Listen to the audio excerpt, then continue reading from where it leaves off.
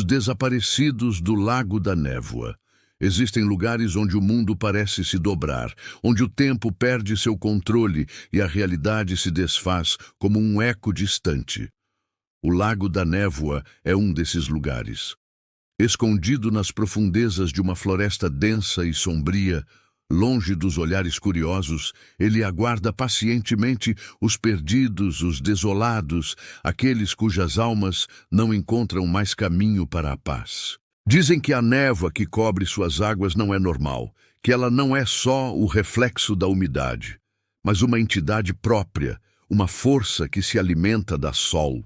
Durante anos, o lago tem sido palco de desaparecimentos inexplicáveis.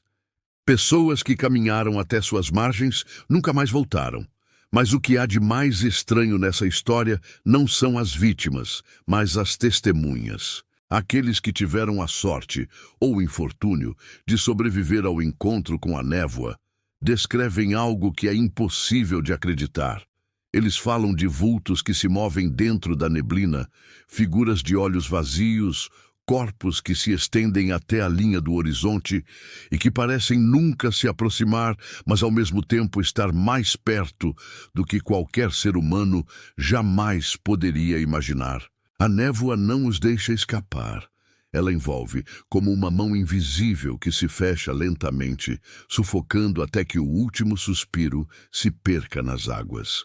Era numa dessas noites de névoa densa que Beatriz, uma jovem investigadora, decidiu visitar o Lago da Névoa. Ela havia ouvido falar dos desaparecimentos desde criança, mas sempre acreditou que eram apenas histórias inventadas para assustar.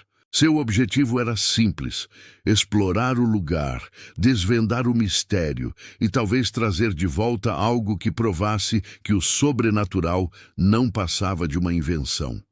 Com uma lanterna na mão e coragem no peito, Beatriz seguiu por trilhas escuras até as margens do lago, onde a névoa já começava a tomar forma. O som de suas botas sobre o solo úmido era a única coisa que quebrava o silêncio absoluto ao seu redor.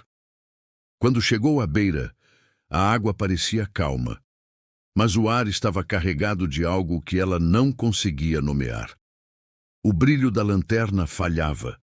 A luz tremia como se estivesse sendo absorvida pela neblina. E então, como um sussurro distante, ela ouviu algo. Alguém chamava seu nome. Beatriz, assustada, olhou para os lados, mas não havia ninguém.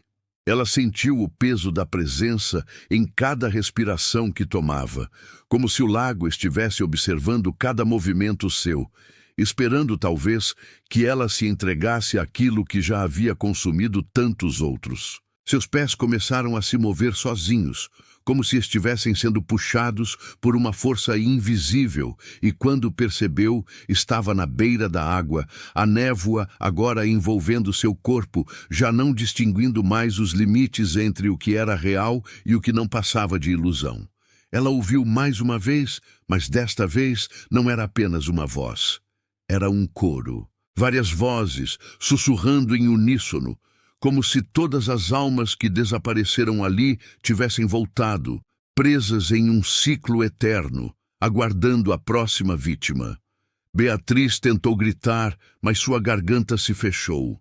Seus olhos se arregalaram e a lanterna caiu no chão, apagando-se na água escura. Ela não podia mais fugir. O que se aproximava de ela era uma sombra que se estendia por trás da névoa, sem forma, sem rosto, mas com uma presença tão densa que parecia que o próprio ar se tornava sólido. Quando a névoa tocou sua pele, ela sentiu um frio que lhe cortou os ossos, um gelo que não era da terra ou da água, mas da própria essência do medo. Na manhã seguinte, o lago estava novamente calmo. Nenhum vestígio de Beatriz restava. A lanterna foi encontrada, ainda apagada, à margem, mas sua história se perdeu junto com ela, como tantas outras que vieram antes dela. Os moradores da região, aqueles que ainda ousam viver perto das sombras do lago, dizem que ela está lá, agora, com as outras almas perdidas esperando. esperando pela próxima alma que se atreverá a cruzar suas margens, que se atreverá a escutar o chamado da névoa. Agradecimento e encerramento. E assim chega ao fim mais uma história, mais uma jornada que nos leva às fronteiras do desconhecido. Se você se perdeu nessa névoa e quer mais relatos como este, inscreva-se no canal, curta e compartilhe.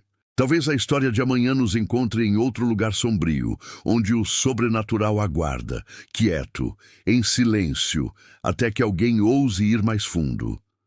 Nos vemos no próximo mistério. Até lá, lembre-se, nem tudo que desaparece está perdido, e nem tudo que retorna é de verdade.